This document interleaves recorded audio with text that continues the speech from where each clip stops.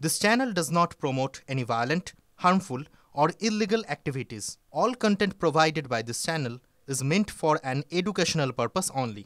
Top quality और consistent performance के लिए सिर्फ सिल्वर पंप नाम याद रखना। এই মুহূর্তে বড় খবরের দিকে নজর রাখবো। ভাঙড়ের তৃণমূল নেতা খুনে প্রথম গ্রেফতার এক তৃণমূল কর্মীকে গ্রেফতার করলো পুলিশ। ধৃতের নাম মোজাফফেল, চালতাবেরিয়ারি বাসিন্দা। রাজনৈতিক হিংসার কারণে রাজ্জাক খানকে খুন করা হয় দাবি পুলিশ সূত্রের। ভাঙড়ের শাসক নেতা খুনে গ্রেফতার করা হয়েছে শাসক দলেরই এক কর্মীকে। ধৃতের নাম মোজাম্মেল, চালতাবেরিয়ারি বাসিন্দা তিনি। প্ল্যান করে খুন করা হয়েছে এই অভিযোগ করা হচ্ছিল। শওকত মোল্লা ঘনিষ্ঠ এই নেতাকে গুলি করা হয়, তারপর তাকে কুপিয়ে খুন করা হয়। সুশোভন আমাদের প্রতিনিধির সঙ্গে রয়েছেন। সুশোভন, এটা প্রথম গ্রেফতারি, অনেকটা সময় লাগলো, কি বলছে পুলিশ, কিভাবে গ্রেফতার হয়েছেন এই তৃণমূল কর্মী?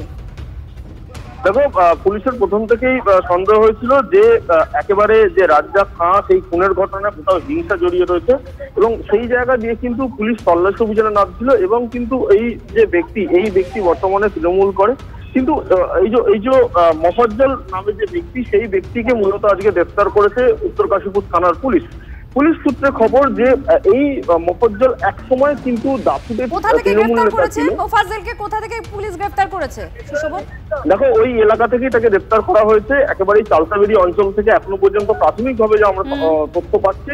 কিন্তু যেটা গুরুত্বপূর্ণ বিষয় যে এই যে মোফাজ্জল, তিনি এক সময় তৃণমূলের দাপুটে নেতা ছিলেন। রাজ্জাক খান তিনি যখন তার প্রভাব বাড়ে এবং আস্তে আস্তে যখন দলের মধ্যে তার গ্রহণযোগ্যতা বাড়ে, তিনি পদ পান, তখন কিন্তু নিজের আস্তে আস্তে হিংসা করতে শুরু করে এবং সেখান থেকেই কিন্তু এই ঘটনার সূত্রপাত। এবং এই জায়গা থেকে কিন্তু এই যে মোফাজ্জল এই ব্যক্তির নামে আগেও কিন্তু পুলিশের খাতায় তার নাম রয়েছে বা পুলিশের কাছে অভিযোগ রয়েছে বলে এমন সেই সূত্রের খবর। সব মিলিয়ে কিন্তু ইতিমধ্যে গ্রেফতার করা হয়েছে এবং সঙ্গে থাকো, আপনারা দেখতেও পাচ্ছেন এই মুহূর্তে এই মোফাজ্জলকে গ্রেফতার করেছে পুলিশ। ভাঙড়ের তৃণমূল নেতা খুনে এই প্রথম গ্রেফতার শাসক দলের কর্মীকেই গ্রেফতার করলো পুলিশ। ধৃতের নাম মোজাফফেল, চালতাবেরিয়ার বাসিন্দা। এই মোফাজ্জলকে তৃণমূল কংগ্রেসের একজন কর্মী তিনি, এখনো পর্যন্ত যা জানা যাচ্ছে, এবং রাজনৈতিক কারণ রয়েছে রাজ্জাক খুনের সঙ্গে, এমনটাই পুলিশ সূত্রের দাবি করা হচ্ছে। সত্যজিৎ আমাদের অপর প্রতিনিধি আমাদের সঙ্গে রয়েছেন। সত্যজিৎ, এই মোফাজ্জলকে যাকে গ্রেফতার করেছে পুলিশ? দেখো, সন্দেহের তালিকা যেটা তৃণমূল কংগ্রেসের কর্মীদের মধ্যেও ছিল, সেই সন্দেহের তালিকাতে এই মোফাজ্জল মোল্লার নাম কিন্তু প্রথম থেকেই ছিল, যেটা আমরা একাধিকবার উল্লেখও করেছি। রাজ্জাক খানের যে বুথ, সেই পাশের বুথের বুথ সভাপতি ছিল মোফাজ্জল। শুধুমাত্র তাই নয়, ভাঙড় বিধানসভা কমিটির সদস্যও ছিল মোফাজ্জল। ভাঙড় বিজয়গঞ্জের যে বাজার, সেই বাজারে বিভিন্ন রকমের কর্মসূচি নেওয়া হতো তৃণমূল কংগ্রেসের, সেখানে রাজ্জাক খানের সঙ্গে সঙ্গেই কিন্তু মোফাজ্জলও গুরুত্বপূর্ণ ভূমিকা পালন করত।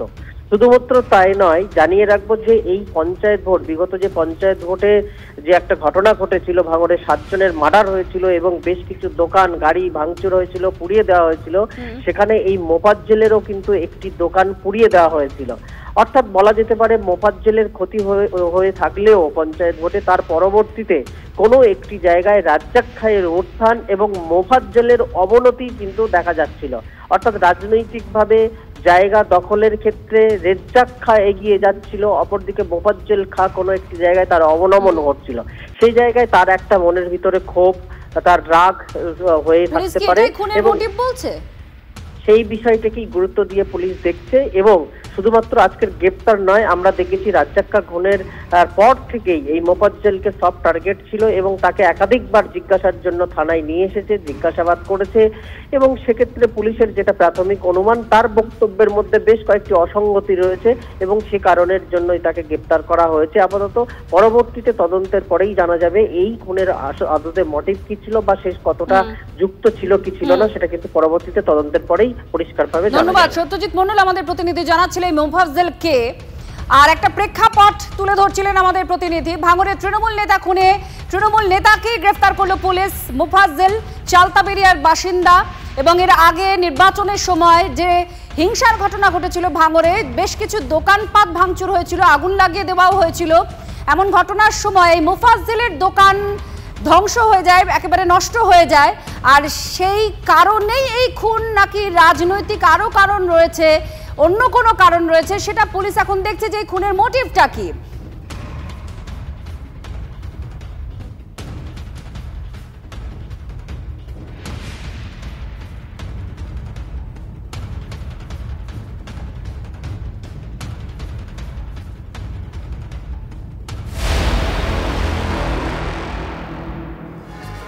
এবার সাঁইথিয়ায় খুন এক শাসক নেতা। লাভপুর বিধানসভা শ্রীনিধিপুর গ্রামের অঞ্চল সভাপতি, তাকে খুন করা হয়েছে। পীযূষ ঘোষ তার নাম। তাকে খুনের অভিযোগ উঠছে। পরিবারের লোকজন জানাচ্ছেন গতকাল রাতে কেউ বা কারা পীযূষকে ফোন করে বাড়ি থেকে ডেকে নিয়ে যায়। রাত 2টো নাগাদ গ্রামেরই একটা রাস্তার মোড়ে তার মৃতদেহ পড়ে থাকতে দেখা যায়। ছেলেকে গুলি করে খুন করা হয়েছে এমন অভিযোগ বাবার। হিমাদ্রি আমাদের সঙ্গে রয়েছেন, আমাদের প্রতিনিধি। হিমাদ্রি, পুলিশের তরফ থেকে কি কি বলা হচ্ছে, কি কি পদক্ষেপ করা হয়েছে?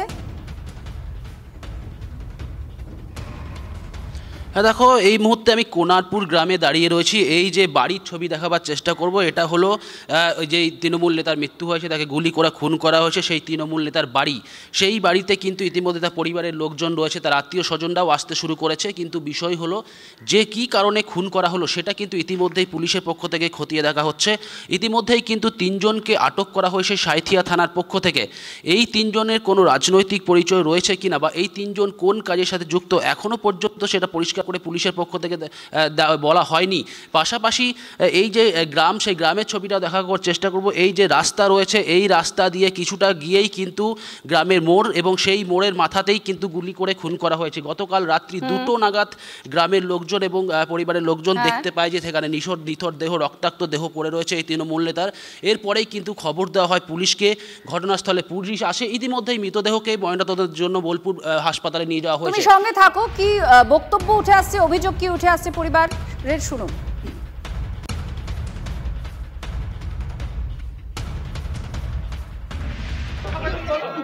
পার্টির মারফত তোকে খুন করা হয়েছে, তাদের আমরা শাস্তি চাই, শাস্তি দিতেই হবে। তা দেখিনি ও কি অপরাধ করেছে, তার কোলে একটা বাচ্চা আছে, 1 বছরের বাচ্চা, তার আমরা শাস্তি চাই।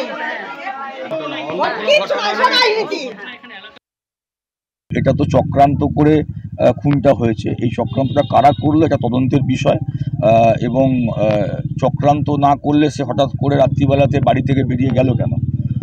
এবং আরেকটা বিষয় হচ্ছে যে দুষ্কৃতকারী ছাড়া আর্মস তো সাধারণ মানুষ ব্যবহার করতে পারে না, তারা তো ভয়ে আর্মস হাতই দেয় না, এবং এগুলো ম্যাক্সিমাম ইলিগাল আর্মস দিয়েই এই কাজগুলো হয়।